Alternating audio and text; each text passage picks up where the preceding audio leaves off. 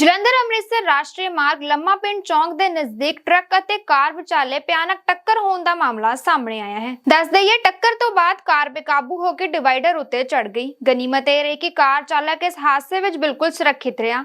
ਇਸ ਦੌਰਾਨ ਘਟਨਾ ਦੀ ਜਾਣਕਾਰੀ ਮਿਲਦੇ ਹੀ ਥਾਣਾ ਰਾਮਾ ਮੰਡੀ ਦੀ ਪੁਲਿਸ ਮੌਕੇ ਤੇ ਪਹੁੰਚੀ ਅਤੇ ਦੋਵੇਂ ਵਾਹਨਾਂ ਨੂੰ ਕਬਜ਼ੇ ਵਿੱਚ ਲੈ ਕੇ ਹਾਦਸੇ ਸੰਬੰਧੀ ਜਾਂਚ ਸ਼ੁਰੂ ਕਰ ਦਿੱਤੀ ਗਈ।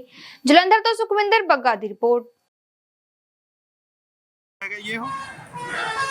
ड्यूटी अफसर मंडी हाँ जी इंटीमेशन सानू मिली सी जी लम्मा पिंड फ्लाई ओवर उत्ते कोई एक्सीडेंट हो गया। मौके ते आए हो कार I-20 ਅੰਮ੍ਰਿਤਸਰ ਤੋਂ ਆ ਰਹੀ ਸੀ, ਖੰਨੇ ਨੂੰ ਜਾ ਰਹੀ ਸੀ ਉਹ ਤੇ ਅੰਮ੍ਰਿਤਸਰ ਵਾਲੀ ਸਾਈਡ ਤੋਂ ਹੀ ਟਰੱਕ ਆ ਰਿਹਾ ਸੀਗਾ। ਇੱਥੇ ਆਣ ਕੇ ਤੇ ਉਹ ਜਿਹੜੀ ਕਾਰ ਦੇ ਨਾਲ ਟਰੱਕ ਦੇ ਸਾਈਡ ਲੱਗਣ ਕਰਕੇ ਗੱਡੀ ਜਿਹੜੀ ਡਿਵਾਈਡਰ ਨੂੰ ਚੜ ਗਈ ਹੈ। ਉਹਦੇ ਵਿੱਚ ਕਾਰ ਦੇ ਵਿੱਚ ਫੈਮਿਲੀ ਸਵਾਰ ਹੈਗੀ ਹੈ, ਸਾਰੇ ਠੀਕ ਠਾਕ ਹੈ। ਕਾਰ ਦਾ ਥੋੜਾ ਨੁਕਸਾਨ ਹੋਇਆ। ट्रक ड्राइवर को राउंड अप कर लिया, जो ये कार वाले स्टेटमेंट देंगे उस हिसाब से कार्रवाई करते हैं। ठीक, थैंक यू।